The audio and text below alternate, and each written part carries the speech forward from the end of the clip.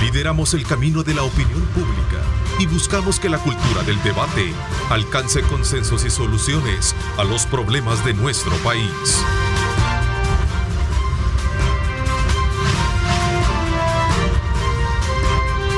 Diálogo con Ernesto López.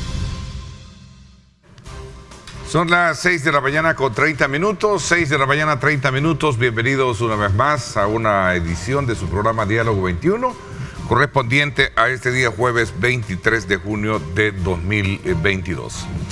Desde el día de ayer, en horas de la tarde, hemos estado haciendo reflexiones alrededor de esa fuerte tormenta que ya de todos es del conocimiento, afectó directamente San Salvador, La Libertad y otros lugares del territorio, que sin duda alguna pues nos deja una experiencia viva para estar atentos a la hora de saber que cuando se presentan este tipo de situaciones es mejor buscar lugares seguros para evitar cualquier tipo de tragedia. Vimos inundaciones, vimos vehículos que fueron arrastrados precisamente por algunas correntadas, bajo someterse al riesgo de saber que está inundado aquellas calles, personas arrastradas precisamente también por correntadas, en fin.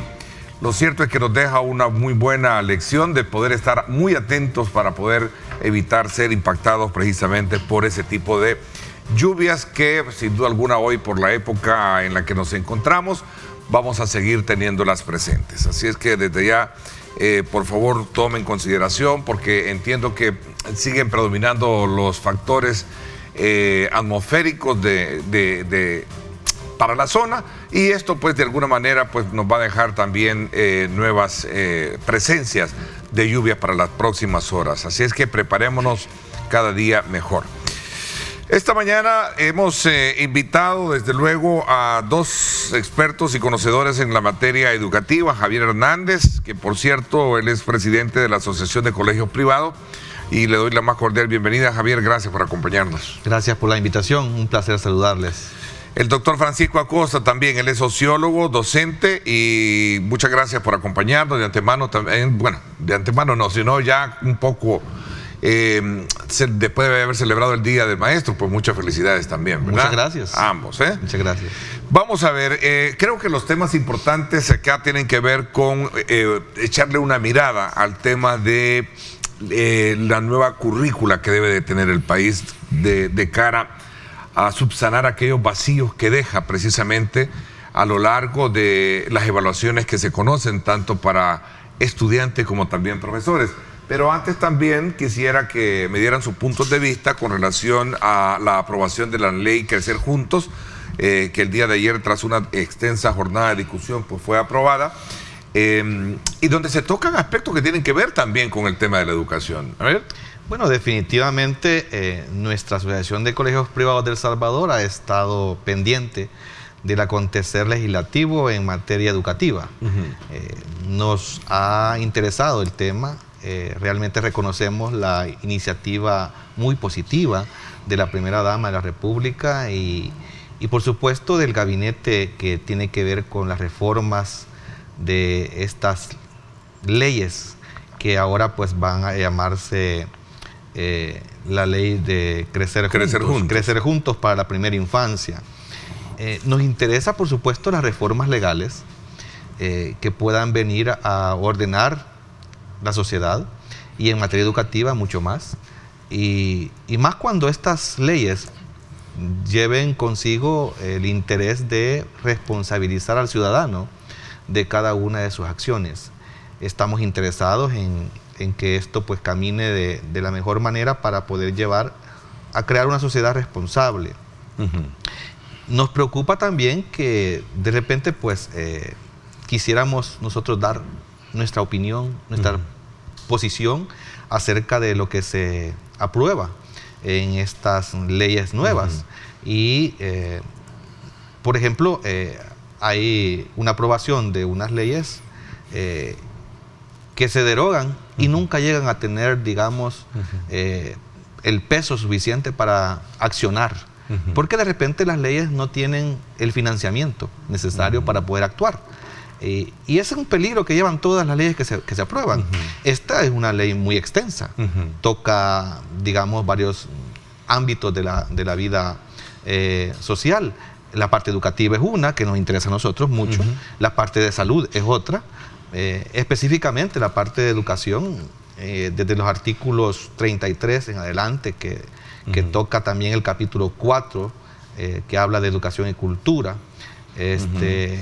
Para nosotros es interesante aportar ideas que de repente en las actuales leyes que se han aprobado no están de acorde a la realidad como se maneja ya en el campo. Entonces, creemos que es interesante lo que se ha aprobado, es digno de felicitar a la primera dama por este esfuerzo y definitivamente que nos sumamos a querer nosotros defender los derechos y promover responsabilidad en derechos. Hay disposiciones entonces que están directamente vinculadas al tema de la educación, la cultura, de la cual les gustaría dar sus aportes. Hay muchos, definitivamente. ¿Qué les inquieta? Lo primero que nos inquieta, bueno, en la primera parte, creo que fue error de dedo, debe de ser, no creo que haya mala intención en esto. En el inciso tercero del artículo 33 habla de fomentar las relaciones sociales y sexuales respetuosas. Yo entiendo de que ahí pues debería de hablar de fomentar las relaciones sociales y educación sexual respetuosa. Creo que por ahí podría ir eso, pero es una cosa de forma, pero que afecta mucho el fondo del espíritu de la ley. Bueno, a veces una coma puede cambiar muchas Exactamente, cosas, ¿no? Pero es peligroso que quede así, ¿verdad? Luego, pues, a nosotros nos interesa que se cree con leyes sociedades responsables. Y aquí es donde nos preocupa que nuevamente se crean leyes sin reconocer quién es el responsable de garantizar la educación en el niño, niña o adolescente. Bueno, pero en este caso creo que se modificó el punto neurálgico de todo esto y quedó que la primera potestad la tendrá el padre y la madre, ¿no? Es correcto. Que creo que ese fue el punto que despertó muchas inquietudes, definitivamente, pero que llevó en su momento a los diputados a cambiarla. A reflexionar sobre eso. Es correcto. Y en ese sentido, pues, hay otros artículos que pues no nos alcanzarían aquí 45 minutos para poder Pero en términos generales es una buena... En términos generales es un esfuerzo muy positivo, digno de admirar y de reconocer, con el ánimo y la gran expectativa de que pueda tener la suficiente financiación para que esta ley pueda caminar, porque deroga dos, que es la ley del CONNA, ¿verdad? Sí. Y Salacunas. Sí, exactamente. Ahora, integrar esas dos leyes y hacer una nueva... la ley Lepina. Significa que tiene la ley Lepina, correcto. Sí. Tiene que llevar consigo dinero para poder accionar lo que ordena la ley. Si vas a crear instituciones para poder atender a la primera infancia de una manera como la plantea esta ley, debe de tenerse los recursos, o de lo contrario estaríamos creando nuevamente leyes que quedan en letra muerta siempre. Pero creo de que el espíritu de esto ya es otra cosa. Me parece que es una lectura propicia, valedera en su primera etapa del análisis que tenemos, para poder comprender la postura que ustedes tienen con relación a lo que el día de ayer se aprobó y que contó, por cierto, con los votos de la fracción del partido Arena, ¿verdad? Quien ha considerado que es una muy buena ley y que busca de alguna manera darles protección a los niños sin hogar, como lo dijo en su momento el doctor René Portillo Cuadra. Es esencial ratificar el derecho a la vida, el que las asistencias médicas no impliquen otras cosas que sea el resguardar la integridad física, etcétera, etcétera. Entre otros aspectos, dijo que era un buen proyecto de ley para la niñez salvadoreña el doctor René Portillo Cuadra. ¿Cuál es su valoración, doctor Acosta? El todo es mayor que la suma de las partes. Aquí estamos hablando de una partecita. Creo que el sistema educativo necesita un considerable tune-up, como dicen los mecánicos en los talleres. Necesitamos un cambio fundamental en el sistema educativo. El sistema educativo es como un tren que se monta sobre dos rieles. El primer riel, que es la ciudadanía, que es crear ciudadanía, que es fundamentalmente ir alrededor de valores morales, valores cívicos, valores éticos. Ese riel se ha venido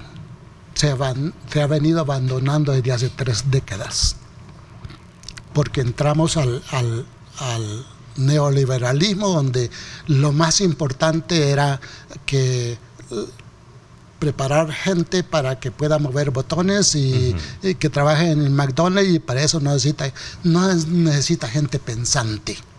Crear, fomentar pensamiento crítico, fomentar gente que piense, es la parte de un riel de la educación ¿Qué hace falta? que se abandonó, que se ha venido abandonando. Y la otra parte... El enfoque de un modelo educativo debe ser más, a su criterio, más crítico, ¿no? Más pero ese es un riel. El otro riel que también nos ha fallado es el riel de la formación para la vida laboral.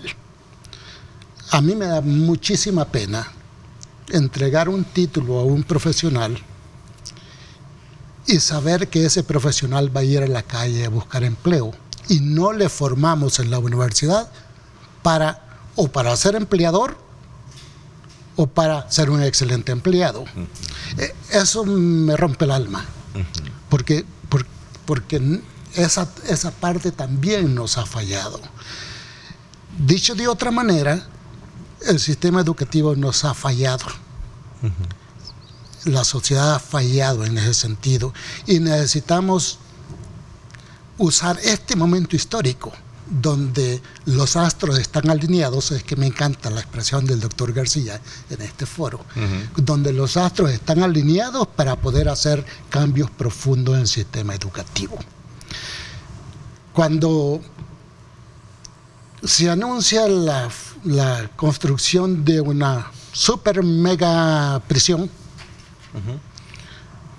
también tenemos que leer que cuando se abren cárceles es porque se cerraron escuelas.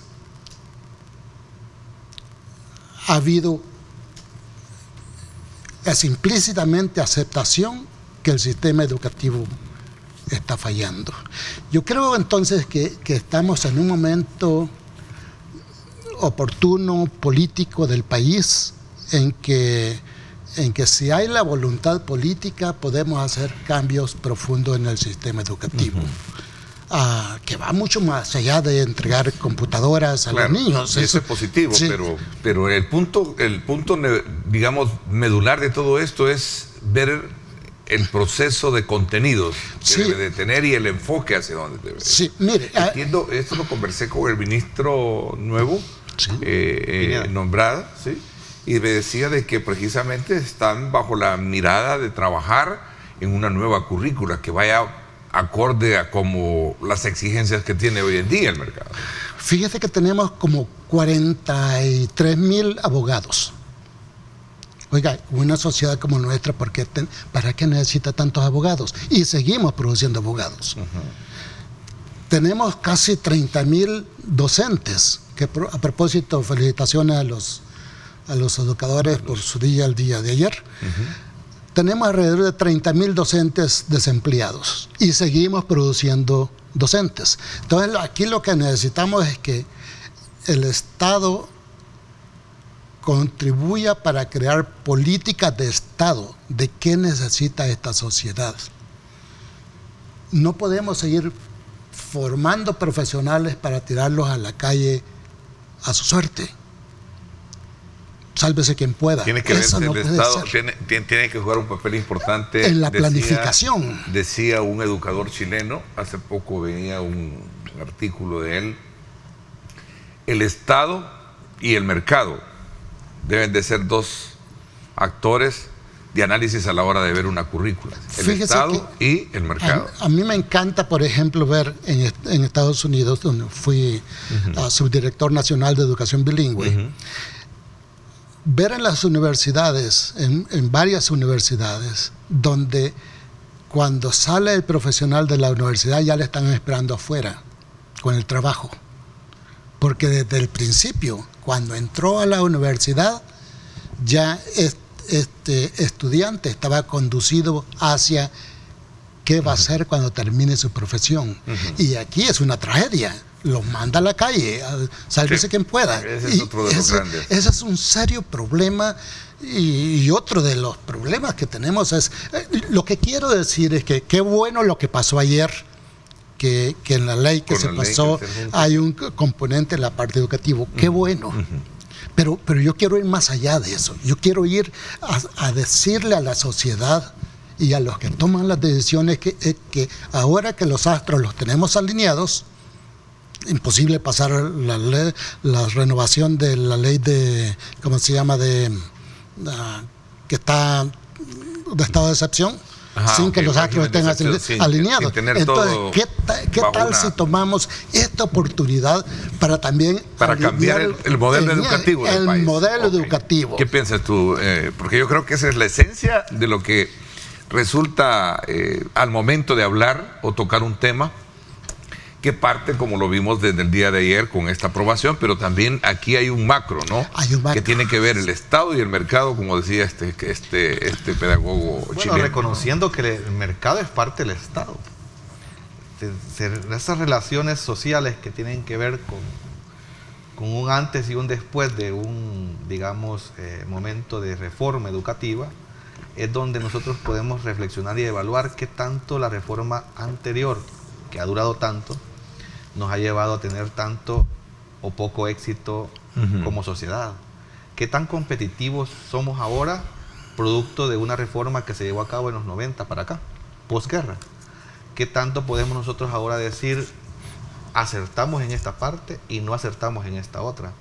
Y si esa reflexión sirve, Ernesto, para que podamos emprender un verdadero, digamos, modelo revolucionario de educación. Visto la palabra revolucionario de la manera más positiva que pueda uno encontrar. Esto es una promesa de todos los gobiernos. Cada vez que tú vas a un evento electoral, lo que te ofrecen es cambiar la educación, asumiendo de que la actual no es un buen modelo educativo.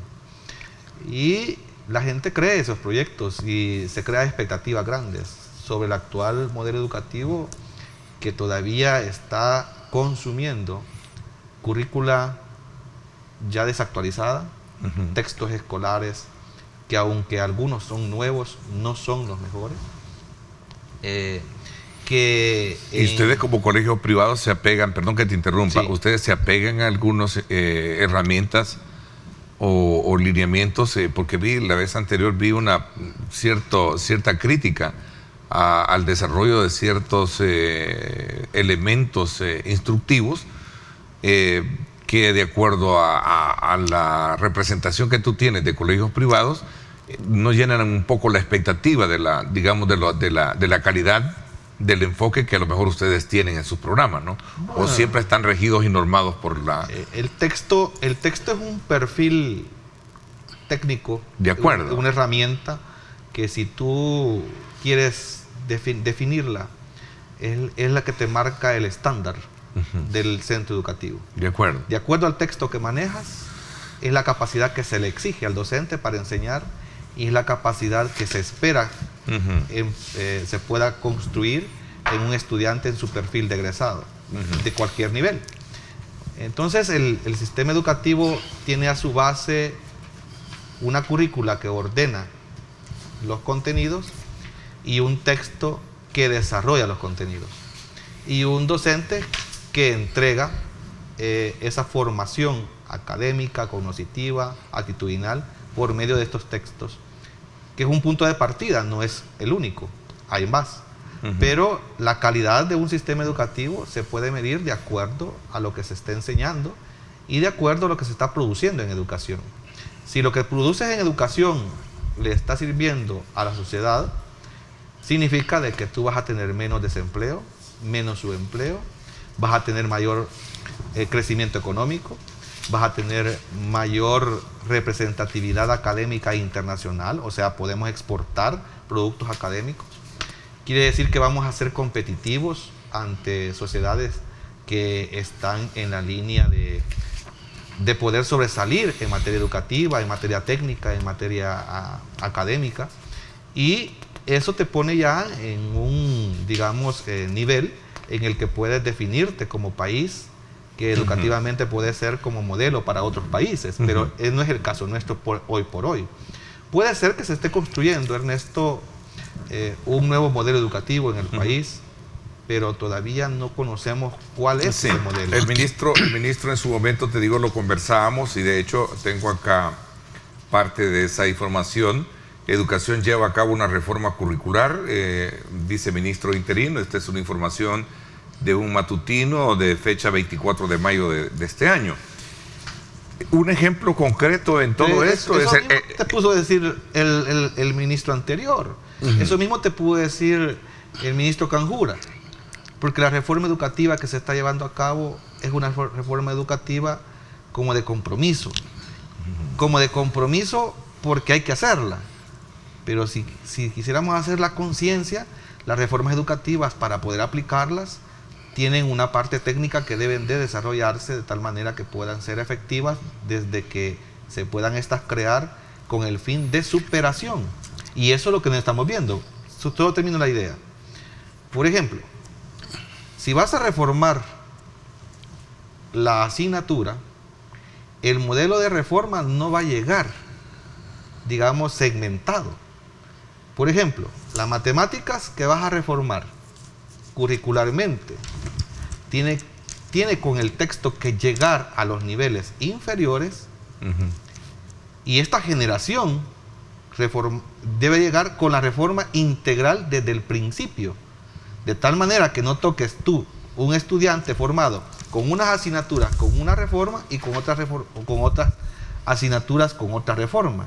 Actualmente, por ejemplo, has reformado lenguaje, has reformado matemática, y estos estudiantes están, digamos, formándose con otras asignaturas, con otra reforma educativa. Las reformas educativas se obedecen a un modelo educativo, obedecen a un modelo pedagógico. Entonces no puedes tú tener dos enfoques trabajando en el aula, porque el docente estaría desordenando su sistema. Okay. Esa parte técnica que tiene que ver allí. Son los ajustes que tú... Y te pongo un ejemplo, inglés. A eso iba, el tema del inglés. ¿Sabes tú que inglés legalmente debería de darse ya la parvularia desde hace varios años? Inglés. O sea, el sistema educativo de parvularia, como el 7º grado, es obligatorio dar inglés, porque el programa trae incluido inglés en parvularia. La actual reforma curricular la trae. Dime tú si lo estamos trabajando o no en educación pública. Te aseguro que no. Doctor, mire, la educación sin suficientes docentes de inglés, desde ahí comenzamos un poco a, digamos, como a cojear, ¿verdad? Bueno, mire, sobre lo que queremos. Sabe muy bien de eso. Bueno, sí, sobre lo que buscamos de un modelo educativo competitivo. De una familia que habla 9 idiomas, porque hicimos limonada de limones. La guerra nos sacó del país, y donde fuimos a aprender los idiomas que allí están.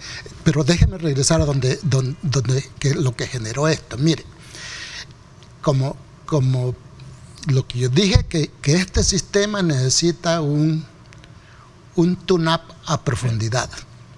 Y ese tune-up, como dicen los mecánicos, cuando revisan la maquinaria, tiene que ser integral.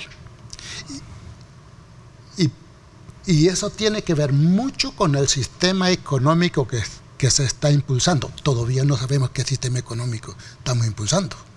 Tiene que adivinarlo, porque no hay como claridad del sistema económico que nos va a llevar a dónde. Entonces el sistema educativo y el sistema económico tienen que estar como paralelos. Cuando decía que es que tiene que ser cambios a profundidad, porque ahorita lo que más producimos es mano de obra para exportar. y que nos envíen remesas. Y para eso no necesita muchos licenciados, ¿verdad? Para exportar. Aunque hay muchos licenciados que han ido para... Claro, pues lo está haciendo, lo está haciendo peyorativamente, creo, ¿no? O sea, el término es peyorativo. Sí, entonces... El término de que se van los profesionales. Claro, se van y los mejores cerebros se nos van. Claro, okay, y entonces es una pérdida. Es una pérdida para el país, para la nación. Entonces, todo eso tiene que darnos los tips, los indicadores que algo no está bien. Entonces, muy bien lo decía mi amigo Javier, de que, pues sí, todos los gobiernos que han venido, que yo sepa, en los últimos 30 años han ofrecido cambios en el sistema educativo. Pero el plan de educativo 2021, por ejemplo, también. Sí, no, bello, ¿verdad? En papel bello. Sí. Pero vaya a ver a la práctica. Lo cambió, creo. Todo lo cambia. Sí. Entonces, mire, por ejemplo, imagínese las implicaciones que tiene que haya promoción automática de primero a tercer grado. Pregúntenle a los directores de escuela. El muchacho no llegó, pero al final pasa, porque está obligado al maestro a ponerle nota, aunque no haya llegado. Oiga, lo que estamos fomentando es profesionales de mediocridad. O sea, como resultado va a haber mediocridad, y con mediocres, con profesionales mediocres, no salimos en este país. ¿Así no se encontró la celebración del Día del Maestro el día de ayer? Sí. Así no se encuentra. Así nos encontró la celebración del Día del Maestro ayer.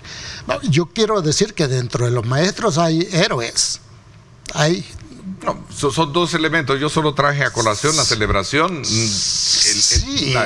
El proceso de evaluación del gremio es importante también, medirlo desde la misma vara con lo que le está haciendo. Sí, pero eso no es un problema de gremio, es un problema de líneas de política. Sí, de política educativa. De lo que hablábamos, precisamente, políticas para el desarrollo de la currícula. Y por eso es que decía yo que necesitamos un tune-up a profundidad desde el principio.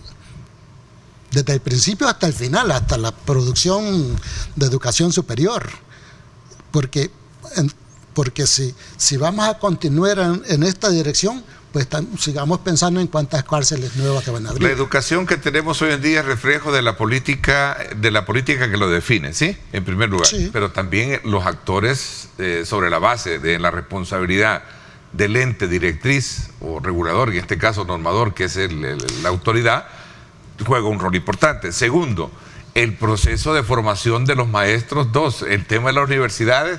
3, el tema de los estudiantes. 4, o sea, aquí hay una cadena de responsabilidades que deben de asumirse para poder cambiar esto. Leyendo un poco este artículo que habla sobre las políticas para el desarrollo de la currícula, reflexiones y propuestas de un pedagogo, dice precisamente de que todos estos actores deben de estar unidos en un cambio sustancial educativo para una nación. Sí, porque cita el ejemplo en Chile, por ejemplo, la reforma que se impulsó, no sé si fue, aquí habla perdí un poco el año en que se impulsó una reforma donde los enfoques fueron todos bajo esa misma mirada de poder establecer parámetros que den mayor espacio de participación a todos los actores para que puedan cada uno asumir su responsabilidad.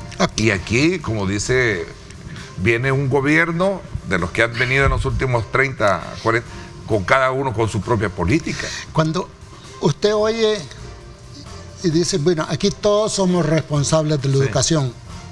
Sí, pero hay un responsable, se llama ministro de Educación. La política educativa. Sí, el ministro es un funcionario pero la política es educativa el responsable de la educación. No, obviamente habemos otros actores en el proceso, y me encanta que se haya dicho en la ley que pasó ayer que uno de los actores inmediatos es la familia. Sí, claro. Obviamente la familia. El Estado juega un papel importante desde el punto de vista también que no hemos tocado, el tema de presupuesto. ¿Cuánto designa? Lo que sucede es que y tú tocaste y dijiste, qué bueno la ley, pero la que haya financiamiento. ¿Hay plata o no hay plata para la ley? Voy a hablar de esto cuando regresemos, ¿te parece? Me parece interesante este punto, que lo estamos haciendo y enmarcando precisamente en esta conmemoración del Día del Maestro del día de ayer, ¿verdad? Y quisiera que habláramos un poco bajo ese enfoque también de la formación de maestros, porque creo que dentro de una currícula tiene que llevar ese componente, claro, ¿verdad? Hablar de políticas, hablar de formación y hablar de instrucción, y sobre todo también de espacios para dónde va a ir a dejar a tanto profesional. 7 de la mañana en punto. Gracias a usted por estar con nosotros a esta hora y gracias por estar enviando sus comentarios, interesantes puntos de vista. Les vamos a trasladar a nuestros invitados.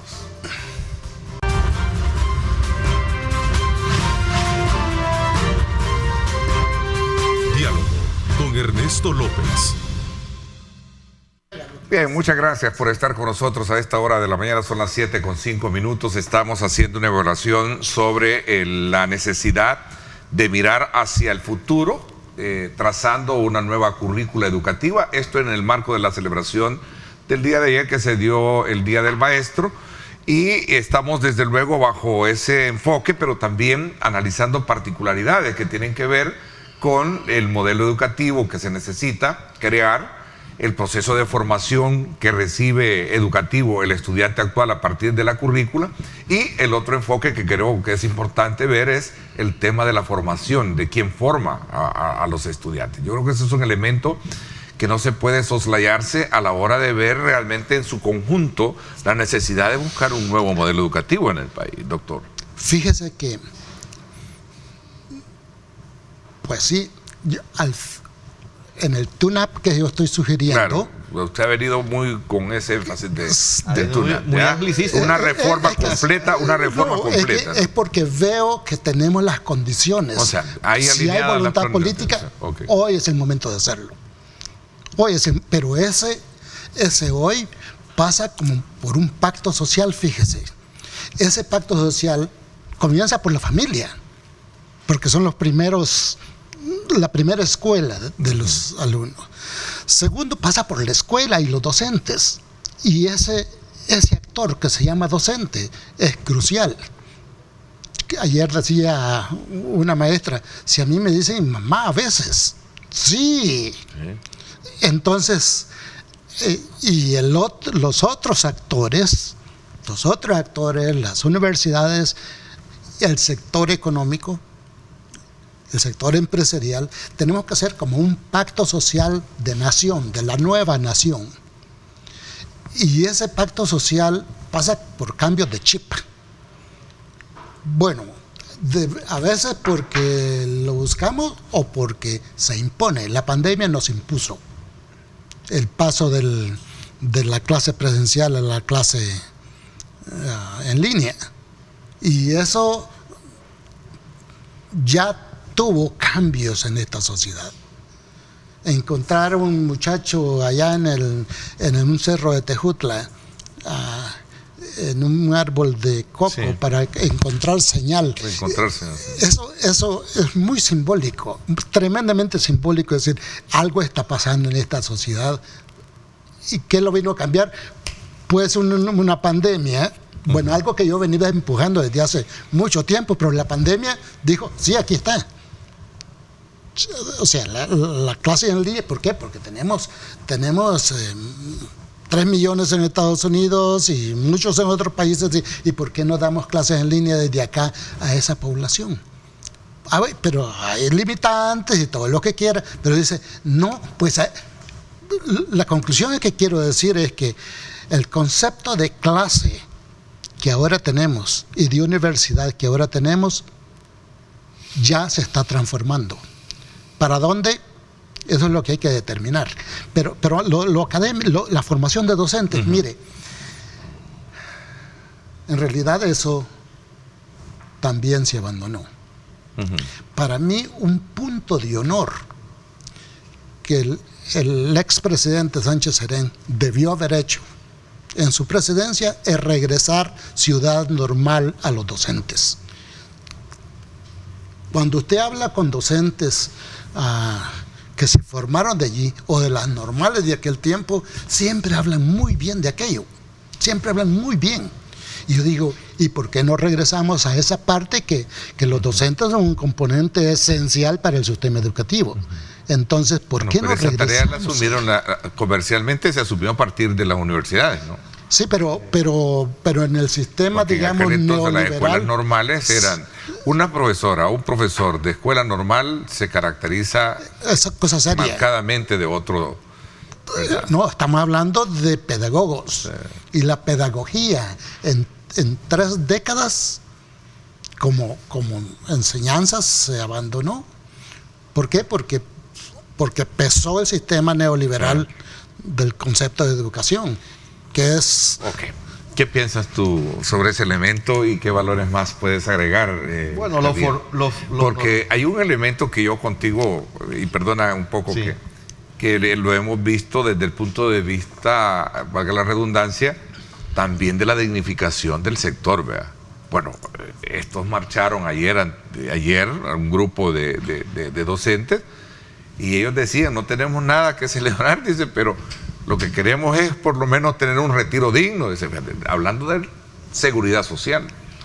Sí, la verdad que... No la digamos de forma- otros aspectos que tienen que ver con el tema de prestaciones, ¿verdad? Los maestros en ejercicio que estamos activos ahorita trabajando en las aulas, tenemos una lectura sobre la realidad magisterial salvadoreña. Los maestros que están en formación en las universidades ahorita tienen otra lectura. Nosotros que estamos en este quehacer educativo desde hace tantos años, reconocemos que lo que se ha abandonado es la calidad de formación docente. Cuando nosotros buscamos docentes para especialidades de algunas disciplinas, nos encontramos con enormes vacíos de formación docente. Y no es culpa del docente que llega a buscar el empleo, sino que es culpa de quien dirige, quien orienta la formación docente. Y no es la universidad tampoco. Y fíjate que lo que decía el doctor Acosta, ¿verdad? Teniendo al expresidente que fue maestro, ¿verdad? El tema de uno de los grandes,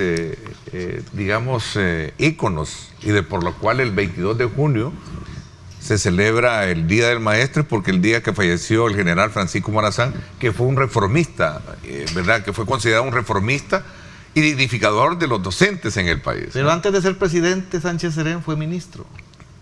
Y aparte de eso, antes de ser ministro, fue docente. Fue docente. Bueno, Pero luego también fue entonces guerrillero, ¿verdad? Entonces estamos claros que... Perdón, Francisco Menéndez. Sí, correcto. Pero no fue porque fuera docente el que podamos nosotros comprometer a algo que nos interese sobre educación y docencia, sino porque tengamos conciencia de que el sistema educativo necesita un orden que todavía hace falta instalar.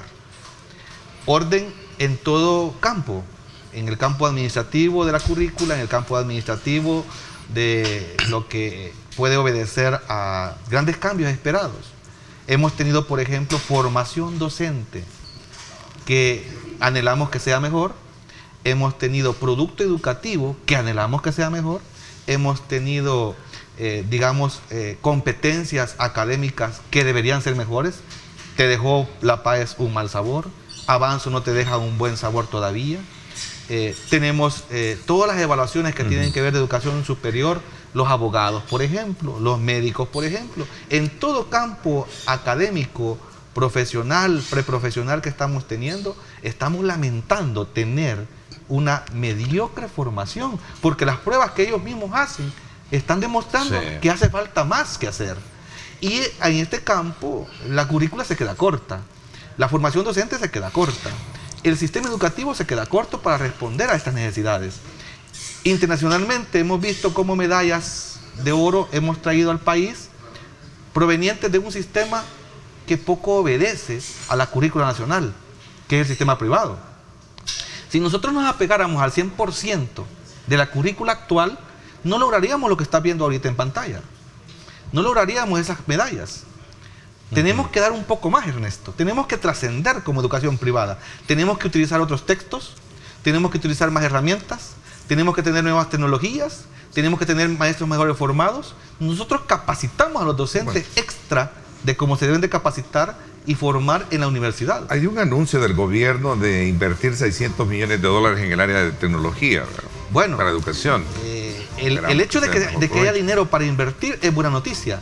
Lo que sería todavía mejor noticia es que nos puedan plantear un sistema educativo de mayor orden, de mayor plan. Tu reflexión y de mayor final alcance. en este aspecto es tener ordenado el sistema. Ordenado el sistema. Eso es lo que significa. Yo reflexión creo que, final, porque se nos acabó el tiempo. Yo creo que en la dirección de Javier, ordenar el sistema o transformarlo. Y yo más hablo de reformas profundas hoy, aprovechando que los astros están alineados. No teníamos este escenario político. El turn-up que dice usted hoy es el momento. Ahora, Hoy es el momento y no hay excusa. Porque todo está alineado. Y entonces creo que no hay excusa. Y si hay voluntad política, eso se puede hacer. Quería, en el marco de lo que el día de ayer fue, la celebración del Día del Maestro, que más que una celebración es hacer un alto en el camino, ¿verdad? Reconocer el esfuerzo que cada uno de ellos hace para jugar ese rol importante dentro de una estructura social que creo que usted lo mencionaba. Después de la primera escuela, que es la familia, la segunda escuela es la escuela. La segunda nivel es la escuela, ¿verdad? En cuanto a la formación de eso. Lo quería hacer siempre en el homenaje, sin dejar y menospreciar la necesidad de reconocer la dignificación que debe tener el gremio en cuanto a salarios, en prestaciones de carácter social y todo esto, ¿no? Una buena pensión que deberíamos de tener todos y especialmente ellos a la hora de tomar la decisión de retirarse. Así es que les agradezco muchísimo. Gracias, Javier. Siempre es un placer. Un saludo al Magisterio Nacional, por supuesto, en este mes, Ernesto, del docente. Sí, es que es el mes del docente, así lo vamos a ver. Gracias también, doctora Costa. Gracias a ustedes, gracias por compartir este. Le agradezco mucho el esfuerzo que hace para desplazarse desde su casa y acompañarnos acá en estos aportes importantes que tienen que ver con la educación en el país. Bueno, vamos a conocer los resultados de la gira que hizo el ministro de Trabajo por Europa. Nos trae importantes noticias en cuestión de segundos. No me cambie, vamos a la pausa. El ministro de Trabajo, Rolando Castro, en unos minutos.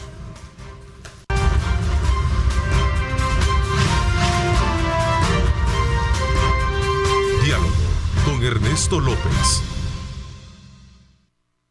Bien, gracias nuevamente por estar con nosotros a esta hora de la mañana. En la segunda parte, le doy la más cordial bienvenida al ministro de Trabajo y Previsión Social, Rolando Castro. Bienvenido, ministro. Gracias por acompañarnos. No, gracias, Neto. Siempre un privilegio compartir contigo estas cámaras. Y sobre todo para conocer precisamente de lo de la gira reciente que culmina, precisamente se habla de la presentación de los convenios que recién se aprobaron, ratificaron precisamente acá en nuestro país ante el Organismo Internacional del Trabajo, ¿cierto? Sí, la visita consistió en, bueno, primero es un viaje sumamente largo, cansado, costoso, y la idea era aprovechar que estábamos al otro lado del Atlántico, tratar de garantizar que aprovecháramos el viaje en la máxima expresión. Entonces, la gira se logró definir con que hay que ir a Ginebra para posicionar el tema de los 5 convenios que ya fueron ratificados en El Salvador y irlo a colocar ante el director general de OIT. Lo hicimos con el director saliente y con el director entrante, y además de ello aprovechamos pasarnos de Ginebra a Italia y de Italia a Madrid a fin de garantizar otros proyectos adicionales. Así que digamos que fue una gira de aproximadamente 17 días, bastante pesada, pero gracias a Dios muy satisfactoria. A ver, comencemos primero bajo la mirada de aceptación de estos acuerdos de ratificación.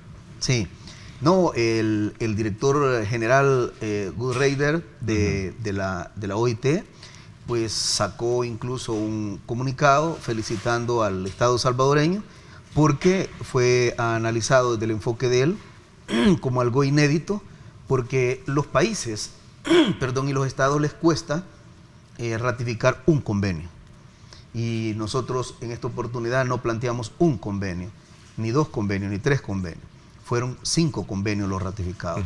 Entonces, para Reiner me dijo que era algo histórico, que veía con enorme beneplácito OIT, así que fuimos felicitados, y la colocación después de los convenios ya en Ginebra. Ahora viene la parte de la implementación, que esa ya nos corresponde acá. Estamos homologando con todos los actores y sectores de la sociedad a fin de garantizar que dentro de un año empieza ya a funcionar cada uno de los convenios que ya fuimos a depositar. Esto así lo dice la regla general de OIT. O sea, la formulación de compromisos. Sí, tú lo ratificas en el país, luego se presenta, se deposita en Ginebra, en OIT, y luego, después del depósito, tienes un año para que entre en vigencia, y esa es la norma general internacional. Ok, ¿se garantiza el fiel cumplimiento de todos ellos, basado en todos los cambios, digamos, de deudas históricas que esto traía? Porque algunos convenios estaban ahí guardados, archivados en la Asamblea Legislativa, ¿cierto? Sí, algunos sectores del movimiento sindical plantearon que eran deudas de 70 años, 50 años, 40 años, 30 años, y nunca se había logrado. Y hoy hemos saldado esa deuda, pero no solamente pasa por saldar una deuda de carácter teórica, sino más bien cómo lo vamos a cumplir. Y en eso, Neto, hay una responsabilidad clara y concreta del gobierno a fin de garantizar el debido cumplimiento. Ahora, era más que todo una presentación de protocolo ligero, ¿no? Sí, la norma internacional te manda que el convenio se hace el trámite a través del Ejecutivo, luego se envía a Asamblea Legislativa, Asamblea Legislativa toma la decisión de hacer la ratificación, posteriormente de hacerla va el Ejecutivo a Ginebra a hacer el depósito de los convenios, y ya los convenios depositados entra un año posteriormente su ejecución. Es más cuestión de procedimiento. Lo más complejo era hacer el procedimiento, tener la voluntad política del Ejecutivo acá y posteriormente llevarlo a la Asamblea Legislativa. Ok, me queda claro. Luego visita Italia, España, y se buscan oportunidades laborales, que creo que ese es un punto del cual genera mucha expectativa y mucho la atención de la población, porque anda buscando precisamente oportunidades laborales. Cuéntanos un poquito. Sí, esto tiene 2 enfoques, Neto. Uno, que bueno, no era simple y sencillamente vamos porque llevamos 5 convenios y hay que ir a Europa, aparte de los costos que significa para el viaje y los costos en todo sentido. Allá el primer problema que tenés es de esfuerzo, de económico y físico, porque al final uno llega trastornado totalmente, porque mientras acá estás durmiendo, allá estás de día, y cuando te estás adaptando allá, venir de regreso es una situación bien complicada. El famoso jet lag lo tiene uno. Exacto, y eso es lo que estamos pasando ahorita, pero bueno, valía la pena hacer esa gira, y nos pasamos a Italia.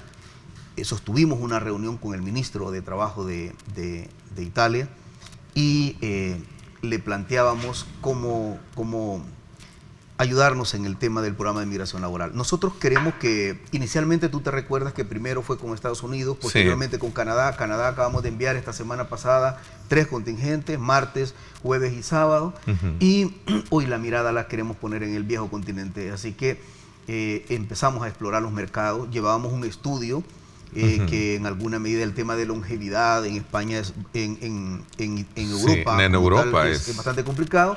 Entonces nos fuimos con ese estudio, con ese análisis. Nuestros embajadores estuvieron a la altura haciendo las gestiones y todo y nos acompañaron en las reuniones. Así que con Italia nos fue muy, pero muy bien. Nos reunimos y ellos tienen una legislación interna donde permiten que países pueden tener y accesar al programa de migración laboral. Así que logramos, gracias a Dios, conjunto nuestro embajador, logramos que El Salvador sea incorporado.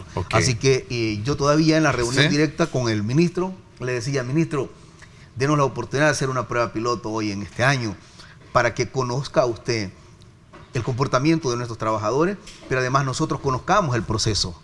Porque siempre lo que cuesta es lo primero, Neto.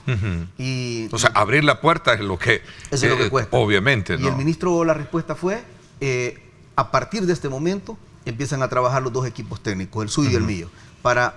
Así que tenemos la proyección de que para se Italia, concretice esta opción de ir en este mismo año. de enviar trabajadores a Italia. En este mismo año. ¿Qué percepción tienen ellos del país? Sí, eso incluso lo hablaba con el presidente.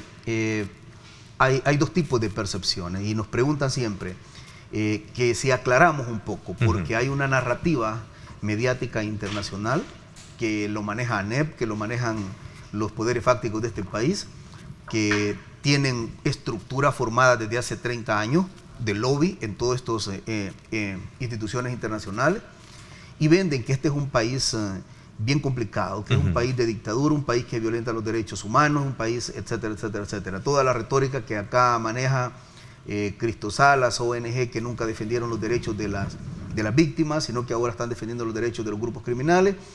Es la misma retórica y la misma narrativa. Y nos ha permitido, le agradecía a los 3 países que nos preguntaron, porque nos permite dar nuestro planteamiento, qué es lo que está pasando en el país. Y debemos de reconocer algo. El régimen de excepción está dando los frutos deseados. Probablemente, y es seguro, que en el campo operativo pueden existir y existen errores. Eso es normal, eso es normal. Ahora, el tema es cómo capitalizamos esos errores y cómo resolvemos a la gente que en alguna medida inocente. Porque a veces los campos operativos pueden actuar de forma distinta. Pero eso lo hemos aclarado y lo estamos resolviendo y vamos a resolverlo. Y esa es la instrucción del presidente, que uno hay que ser justo en la vida y la ley se le debe aplicar al delincuente, no al inocente.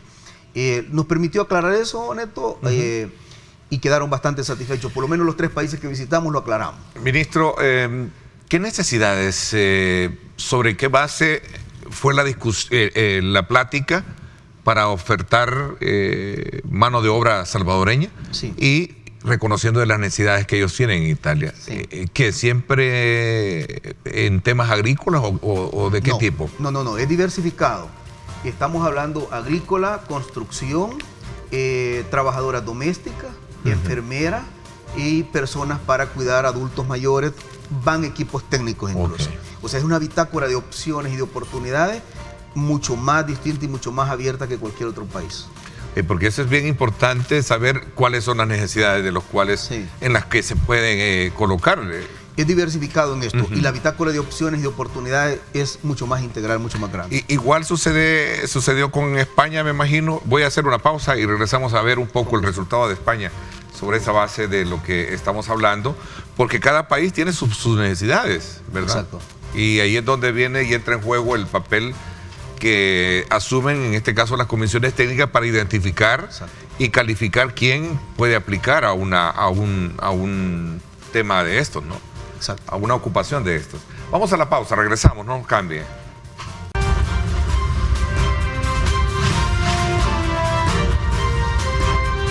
Diálogo con Ernesto López.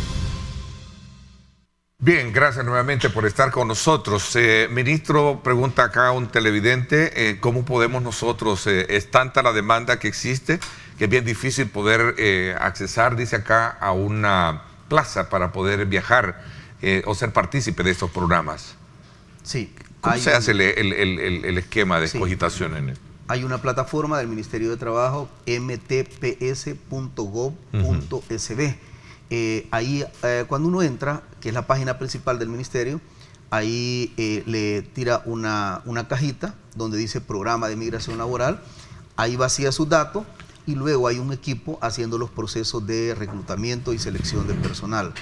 Todo la persona que aspire puede ingresar a esa plataforma.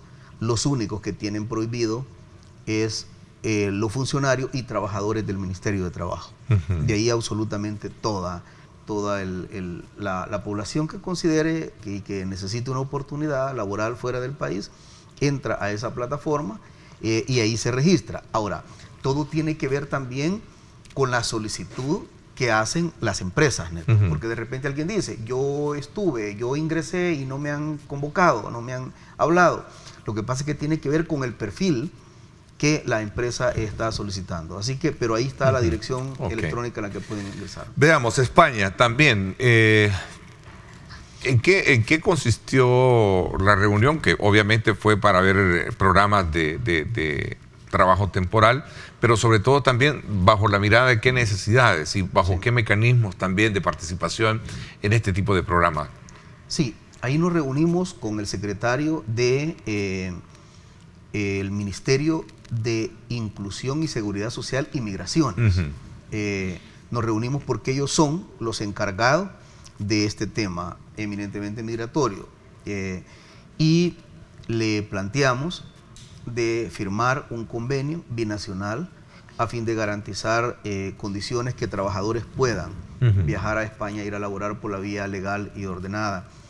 En efecto, nos entregaron el acuerdo marco que ellos les parece firmar.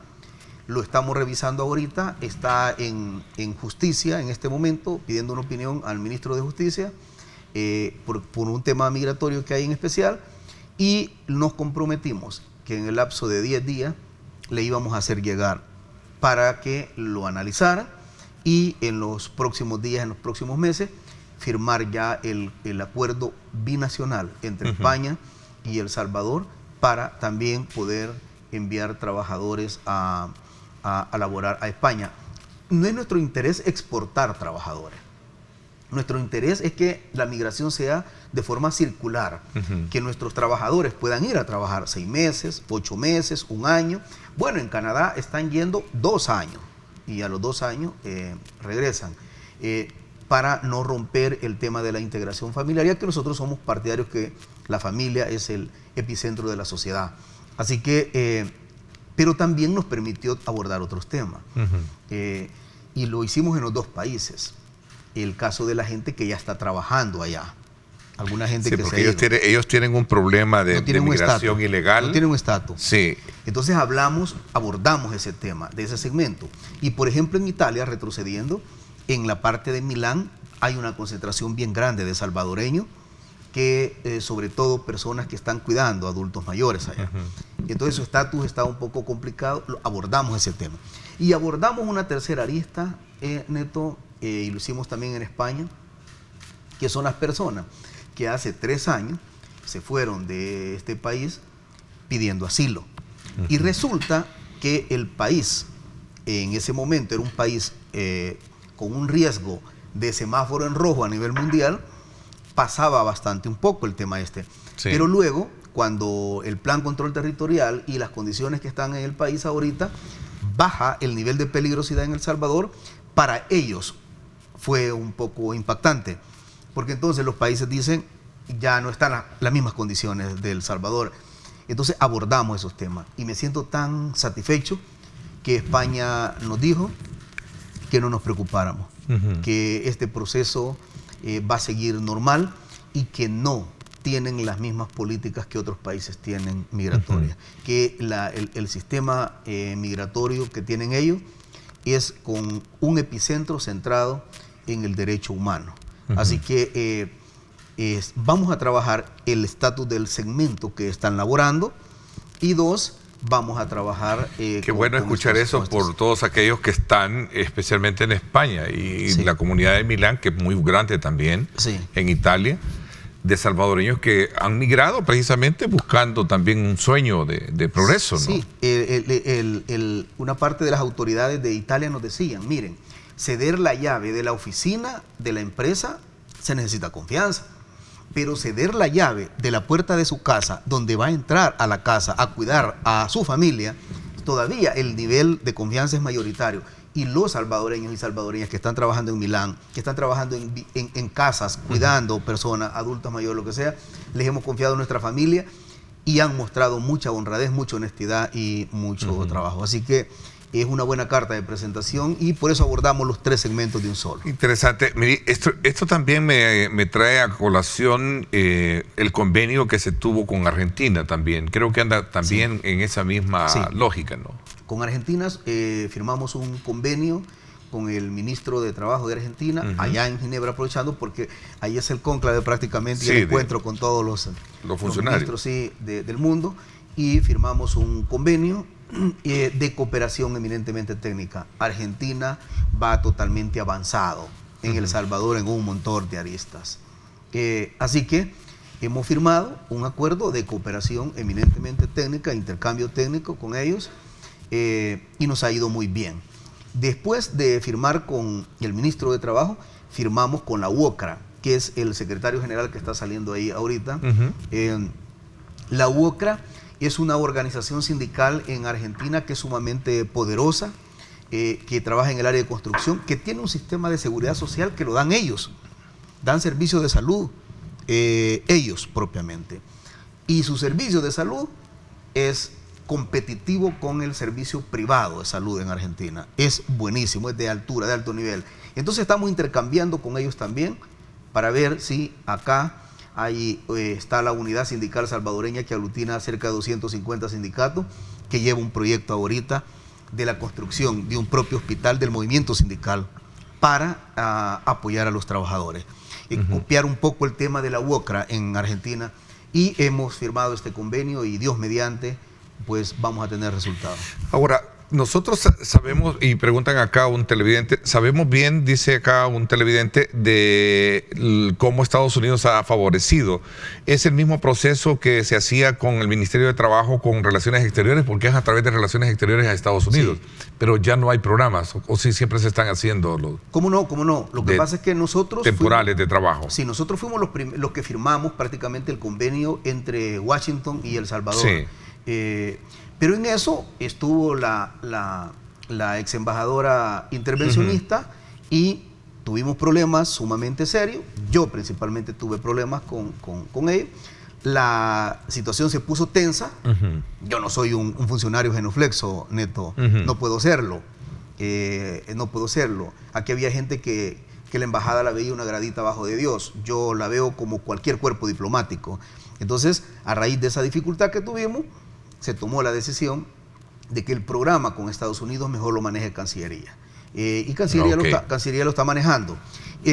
Nosotros enviamos cerca de 43 contingentes a Estados Unidos, y esos contingentes siguen rotando, o sea, siguen yendo. Y además Cancillería está haciendo su trabajo y está enviando otros contingentes. De ahí Canadá y toda esta parte del mundo entero que estamos abriendo, eso lo maneja el Ministerio de Trabajo. Y vamos a seguirnos ampliando. La mirada ya está puesta en Europa, y vamos a fortalecer las visitas, los equipos técnicos, la funcionabilidad para colocar en Europa. También no me puedo quejar de Canadá. Neto, nuestra gente que se ha ido va por 2 años.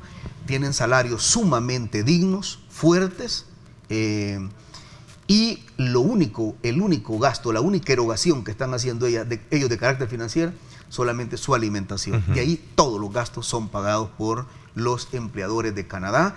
Y por cierto, hay un grupo bastante fuerte de empleadores en Canadá que quieren que lo visite para ampliar este programa. Estamos contentos con Canadá. Qué bueno. Voy a hacer una pausa. Ministro, este día surge la convocatoria del Ministerio de Trabajo para el establecimiento de la nueva autoridad de INSAFORP. Me va a contar un poco sobre estos alcances que tiene. Y el otro elemento que no quiero pasar por alto, aprovechando su presencia, es este tema del trabajo infantil, adolescente, que el día de ayer, desde luego, en el marco de lo que es la aprobación de la ley Crecer Juntos, se tuvo también que abordar. Vamos a ver su punto de vista con relación a estos temas. Vamos a la pausa, no me cambie, regresamos.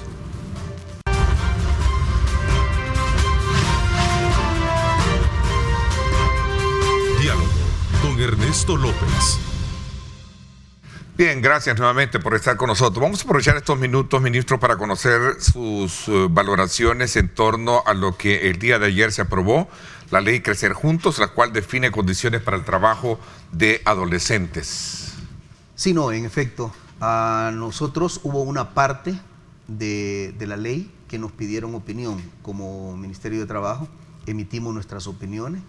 Creemos que la primera dama es una persona comprometida con la primera infancia, con la niñez, con la adolescencia. Esta ley, en alguna medida, fue trabajada desde hace mucho tiempo, lo viene trabajando la primera dama, y es un tema de carácter estructural. Ver desde todas las aristas, de todos los enfoques, el tema de la niñez, de la adolescencia.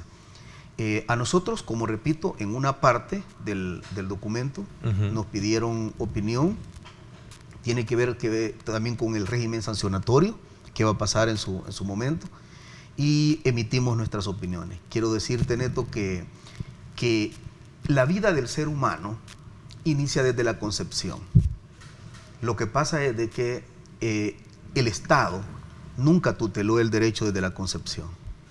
Y prueba de ello es que hubieron mujeres capturadas y que fueron condenadas a 30 años de prisión por aborto, pero no un aborto planificado, sino porque no tenían ni siquiera educación sexual, ni mucho menos tuvieron asistencia en el embarazo. Esas personas fueron doblemente víctimas, porque primero, bueno, unas de ellas fueron violadas, otras no tenían educación sexual, y tercero, no tuvieron la oportunidad de ir a un médico a que les vieran en qué condiciones estaba la concepción. Y abortaron, pero aborto involuntario. Y ese aborto involuntario fue a los tribunales, y en los tribunales fueron condenadas por 30 años. Cuando yo fui a Ginebra el año pasado, Michelle Bachelet me habló de ella y me dijo, la doctora Bachelet, que eso era revictimizar la pobreza. Porque una persona o una mujer con condiciones económicas y quiere hacer un aborto planificado, sencillo, Neto. Se va para el aeropuerto, compra un boleto, toma un avión y se va para cualquier parte del mundo donde eso se le permite. Pero una persona extremadamente pobre que no tiene ni siquiera acceso a un sistema de salud, desde la concepción aborta de forma involuntaria y es condenada por 30 años. Hoy, con la primera dama, el planteamiento es desde la concepción. Tiene que cuidarse el bebé. Luego, por eso dice la niñez y adolescencia, posteriormente al parto. O sea, estamos hablando de un sistema de cuidado y de protección social a la mujer desde la concepción, luego el proceso de embarazo y posteriormente parto y posteriormente posparto, y por eso lo lleva hasta la adolescencia. Después de la adolescencia, el Estado salvadoreño tiene que auxiliar al adolescente cuando ya cumple los 18 años y empezar a garantizar la protección social a nivel general, a tal grado que esta parte tiene que culminar con el sistema previsional de El Salvador. De esa manera tú encajas lo que en los países desarrollados se llama los sistemas de protección social, que es desde el momento de la concepción del bebé hasta la última parte cíclica de tu vida. Lo que está haciendo la primera dama es un desarrollo de un sistema de protección social que los países del primer mundo son los únicos que lo tienen. Aspiramos a llegar a eso y se está trabajando en eso. Bueno, actualmente 14 años es la edad mínima permitida para trabajar, ¿no? Depende, pasa por un permiso según del la ministerio. Constitución. Ajá. Pasa por un permiso del ministerio. Y los permisos, bueno, es más, quiero decirte que estamos, uno de los rubros que mayoritariamente sobresalía a nivel internacional del trabajo infantil era precisamente el tema de la caña. Pero hoy hemos trabajado en conjunto con este rubro y en la minimización, casi estamos a punto de lograr la erradicación del trabajo infantil en ese sector. Todavía tenemos un sector que hay que enfrentarlo, que tiene que ver con los niños que van a curilear, a sacar la concha a los manglares. Que todavía ese tema sigue siendo dramático y que tenemos que ver cómo. ¿Y todavía se mantiene eso? Pensé que ya se había erradicado, sobre todo por... No, porque no se tiene controlado en un sistema actualizado, pero todavía tenemos ese déficit. En el tema del trabajo de la caña, hemos logrado, a tal grado que en estas últimas producciones de caña hemos encontrado muy mínimo, niños que incluso es que han ido a dejarle comida a su papá y lo plantearon como que eran niños trabajando. Sí. Pueda que hayan un par de personas ahí que se nos van, pero hemos avanzado mucho y estamos a punto de dar un informe sobre la erradicación de trabajo infantil en ese rubro.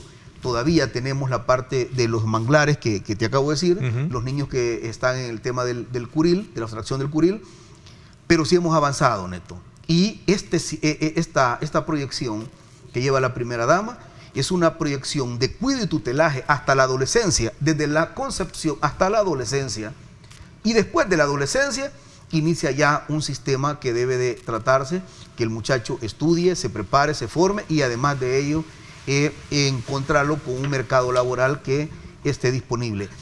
Por eso digo, vamos por parte. Ok. ¿Ha sido positivo entonces este marco, digamos, normativo previo a esa Sí, porque ahorita estamos viendo el sistema previsional, que es la última parte cíclica del ser humano, pero no podemos hacer un parche de la parte cíclica de vida si no tomamos desde la concepción el niño. Así que esto es un andamiaje global, circular, que inicia desde la concepción hasta la última parte cíclica de vida. Aquí me están preguntando por algo que lo hemos conversado con ustedes. ¿Por qué tanto atraso para la ley de pensiones? Creo que ese es un punto que a todo el mundo le preocupa. Lo que pasa es que nosotros encontramos un sistema de pensiones indigno, como un insulto a la dignidad humana. Lo hemos trabajado, pero yo sí puedo adelantar que las agujas del reloj ya están en sentido contrario y recientemente hemos hablado con el señor presidente y el presidente está a punto ya de hacer el lanzamiento sobre este sistema. Así que es de días y vamos a tener un sistema previsional justo y digno enmarcado en los derechos genuinos de la clase trabajadora. ¿Qué papel juega el Ministerio de Trabajo en el tema de INSAFOR y la convocatoria misma que presenta este día para la elección de su nueva representación? Sí, y es que lo que pasa es que INSAFOR es de las instituciones tripartitas en El Salvador y está representado por trabajadores, por el gobierno y por los empleadores. Así que ya se eligió la representación del sector laboral, ya fue electa. Ya asignó el nuevo gobierno del presidente Bukele los representantes del gobierno. Lo único que no se había hecho elección, que ya tiene más de 10 años, por cierto, de que no se hace elección, es el sector empleador. Así que, enmarcado en las reformas que hizo la Asamblea Legislativa, este día estamos haciendo ya la convocatoria pública y en aquel momento decía de que se invitaba a fulano, sutano y mengano. Hoy no, hoy es más democrática, más pluralista y se incluye absolutamente a todo aquel actor que se considere empleador de este país, que puede participar.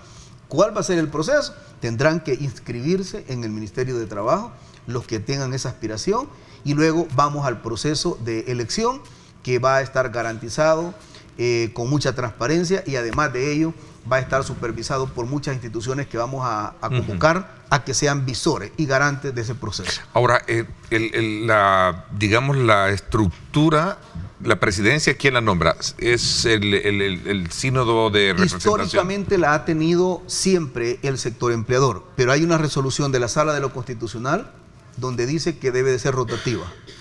Debe ser rotativa. No debe ser privilegio del sector empleador tener la presidencia. Dice la resolución de la sala, es contundente, que debe de ser rotativa. Así que vamos a hacer cumplir la ley tal como corresponde. Bueno, el tiempo se me fue, ministro. Quiero agradecerle el que nos haya actualizado sobre esta gira y sobre todo también esperamos la concreción de todos estos acuerdos para beneficio de muchos salvadoreños que, como lo vemos acá en nuestras cuentas, están muy interesados en aplicar a estos programas de trabajo temporal y del beneficio que traería para su familia, desde luego, bajo esos acuerdos hechos con Italia, España, Argentina, como usted lo dice, y lo que se tiene ya con otros países, Estados Unidos y en este caso Canadá. Y venir a expresarlo acá, nuestra gira tiene dos enfoques. Uno, decirle a los trabajadores cómo nos ha ido de bien y las oportunidades que tienen.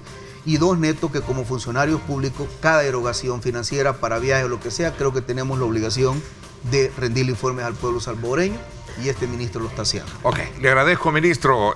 Gracias. Por mi parte, esto es todo por hoy. Pásenla bien y como siempre recuerden lo más importante, amar a Dios sobre todas las cosas. Lideramos el camino de la opinión pública y buscamos que la cultura del debate alcance consensos y soluciones a los problemas de nuestro país.